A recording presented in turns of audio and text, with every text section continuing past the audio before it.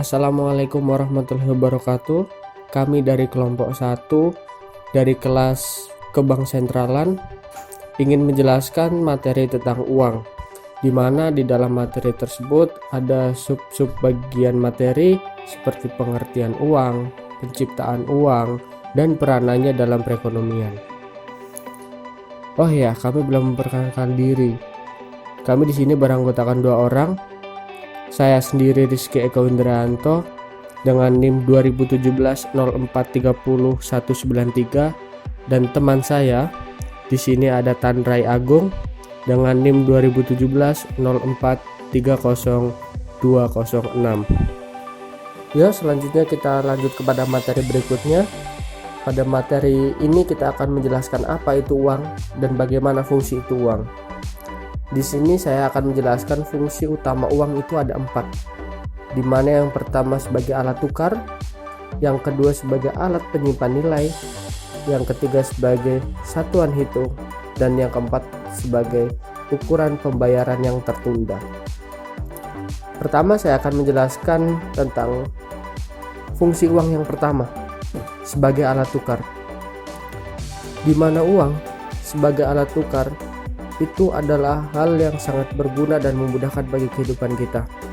Kita tidak terbayangkan jika tidak ada uang. Kita tukar-menukar barang kembali ke sistem barter.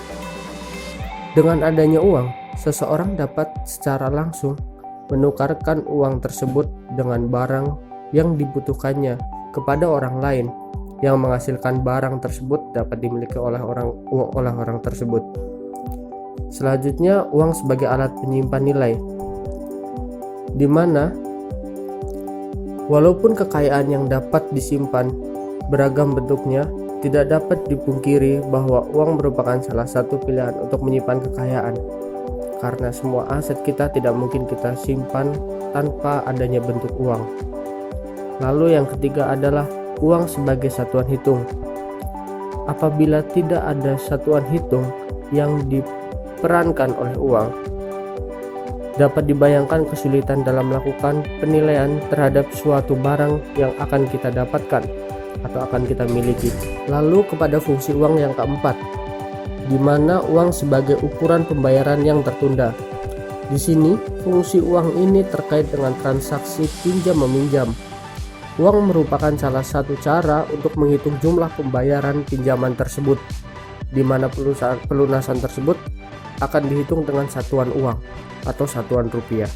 Ya, selanjutnya kita akan melanjutkan materi, di mana di sini akan menjelaskan tentang otorisasi penciptaan uang.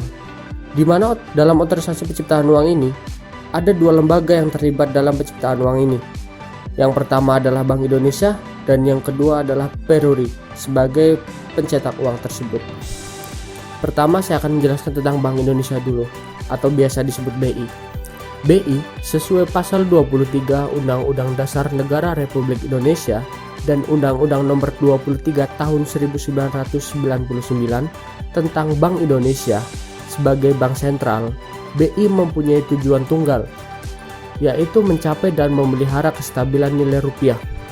Kestabilan nilai rupiah ini mengandung 2 dimensi, yaitu kestabilan nilai mata uang terhadap barang dan jasa domestik atau inflasi, serta kestabilan terhadap mata uang negara lain. Peruri atau Perum Peruri adalah badan usaha milik negara atau BUMN yang ditugasi oleh negara untuk mencetak uang seperti uang kertas maupun uang logam bagi Republik Indonesia sesuai dengan peraturan pemerintah nomor 32 tahun 2006. Selain mencetak uang rupiah untuk Republik Indonesia, juga mencetak produk security lainnya, termasuk mencetak kertas berharga non-uang dan logam non-uang. Berlanjut pada materi selanjutnya, yaitu uang beredar dan jenisnya. Di sini ada 2 jenis uang beredar yang sering disebut sebagai M1 dan M2. M1 adalah uang kartal dan uang giral. M2 adalah M1 ditambah dengan uang kuasi. Yang pertama, M1, uang beredar dalam arti sempit yang sering diberi simbol M1 didefinisikan sebagai kewajiban sistem moneter terhadap sektor swasta domestik yang terdiri dari uang kartal dan uang giral. Selanjutnya, yang sering disebut sebagai M2 adalah uang beredar dalam arti luas, yang sering juga disebut sebagai likuiditas perekonomian. Didefinisikan sebagai kewajiban sistem moneter terhadap sektor swasta domestik yang terdiri dari uang kartal, uang giral, dan uang kuasi. Dengan kata lain, M2 adalah M1 ditambah dengan uang kuasi. Baik, kita lanjutkan ke materi berikutnya, yaitu jenis-jenis uang. Di sini jenis uang terdapat 3 jenis. Yang pertama uang kartal, uang giral, dan uang kuasi. Uang kartal terdiri dari uang kertas dan uang logam. Uang kartal adalah alat bayar yang sah dalam melakukan jual beli dan wajib diterima oleh masyarakat dalam melakukan transaksi jual beli sehari-hari. Lalu uang giral adalah uang yang dikeluarkan oleh bank umum berupa surat-surat berharga, dan uang giral dapat sewaktu-waktu digunakan untuk alat pembayaran. Selanjutnya uang kuasi adalah jenis uang yang tidak dapat dipakai setiap saat untuk melakukan pembayaran karena keterkaitan waktu. Contoh uang kuasi adalah deposito berjangka dan tabungan. Bagaimana uang dapat diciptakan? Uang primer adalah bibit dari proses terciptanya uang kartal dan uang giral. Uang primer adalah kewajiban otoritas moneter, dalam hal ini adalah Bank Indonesia. Bank sentral mempunyai wewenang untuk mengeluarkan dan mengedarkan uang kartal yang terdiri dari uang kertas dan uang logam.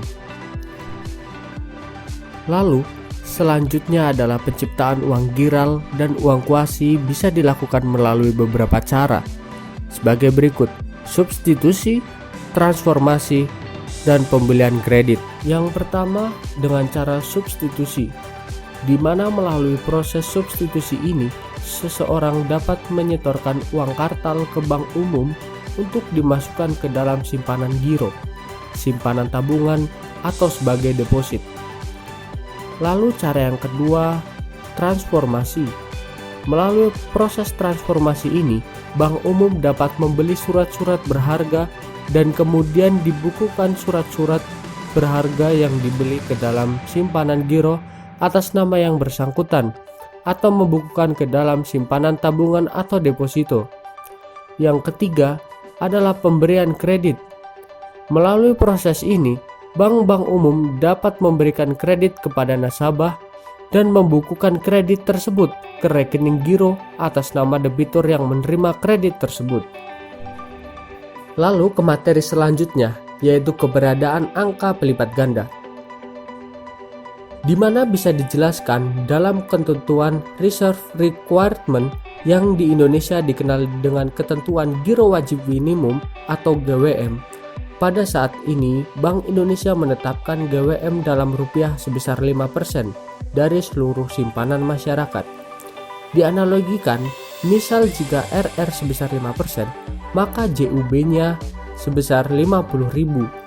Kemudian, jika RR sebesar 3%, maka JUB-nya akan 80.000.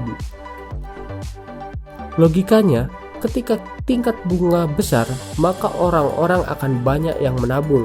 Sedangkan ketika tingkat bunga di bank kecil, mereka pasti akan menyimpan pribadi uang, juga menariknya dari perbankan. Selanjutnya, yaitu peranan uang terhadap perekonomian. Peranan uang dalam perekonomian dapat diibaratkan sebagai darah yang mengalir dalam tubuh manusia. Jika kekurangan darah, manusia seakan-akan hendak ingin mati. Demikian juga dengan perekonomian. Jika perekonomian di suatu negara kekurangan jumlah uang beredar atau JUB, maka akan mengakibatkan perekonomian di negara tersebut lesu dan tidak berjalan sebagaimana mestinya. Serta pertumbuhan ekonomi di negara tersebut akan terhambat dan akan membuat negara tersebut mengalami masalah-masalah tertentu. Di mana peranan uang di sini sangatlah penting bagi perekonomian. Sebagai penopang pertumbuhannya ekonomi, uang itu sangatlah penting. Pada zaman sekarang, uang telah merajai segalanya.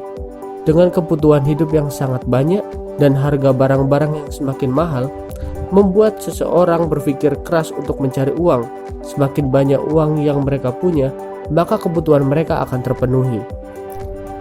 Berlanjut pada materi selanjutnya, yaitu imani. Apa sih imani?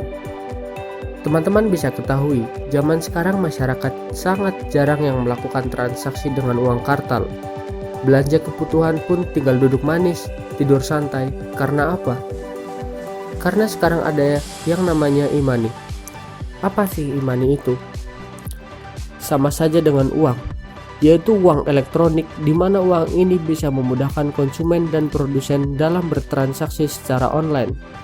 Tetapi ada syaratnya dalam menggunakan imani. Yang harus dilakukan yaitu dengan menyetor atau menyimpan terlebih dahulu. Setelah itu, nominal yang tadi disetorkan akan diubah dalam bentuk saldo imani. Di Indonesia, imani banyak macamnya. Ada dengan kartu, dengan digital, atau basis server. Memang dengan adanya uang ini bisa mempermudah transaksi, tapi apakah ada dampak bagi perekonomian? Ya, tentu saja ada dampaknya. Berikut dampak yang bisa muncul karena adanya imani ini bagi perekonomian suatu negara. Pertama, dampak yang dapat ditimbulkan adalah inflasi. Inflasi terjadi karena ketidakseimbangan ekonomi yang mengancam stabilitas negara. Banyak faktor yang menyebabkan inflasi ini, seperti imani juga bisa menyebabkan inflasi, terutama ketika imani ini tidak sesuai nilainya dengan uang tunai. Berikutnya, efeknya pada perputaran uang. Sebenarnya sama saja dengan uang tunai, tetapi faktanya sekarang imani lebih efektif dibandingkan uang tunai. Karena dengan adanya uang ini, kita tidak khawatir lagi dalam membawa uang dalam jumlah banyak. Bermodalkan gadget yang tentunya meningkatkan perputaran uang. Selanjutnya, dampak kepada permintaan uang tunai. Dengan adanya imani ini, permintaan masyarakat terhadap uang tunai menurun karena keefektifan imani. Dengan permintaan imani naik, efeknya permintaan uang tunai akan menurun, di mana suku bunga juga ikut turun, berdampak pada investasi yang akan naik dan akan meningkatkan pertumbuhan perekonomian. Dengan adanya uang elektronik ini, apakah nantinya uang kartal akan hilang? Menurut saya uang kartal tidak akan hilang, karena kebutuhan uang tidak akan seluruhnya dipenuhi oleh non-tunai. Apabila perekonomian tumbuh dengan baik, maka salah satunya lewat non-tunai. Otomatis kebutuhan uang, baik kertas atau logam, akan meningkat. Jadi menurut saya, imani ini hanya sebagai komplement atau pelengkap saja. Karena uang kartal sebagai alat pembayaran yang sah dan berlaku di negara-negara tertentu. Ya, sekian materi yang dapat kami sampaikan. Banyak salah-salah kata, kami meminta maaf yang sebesar-besarnya. Terima kasih atas perhatiannya. Wassalamualaikum warahmatullahi wabarakatuh.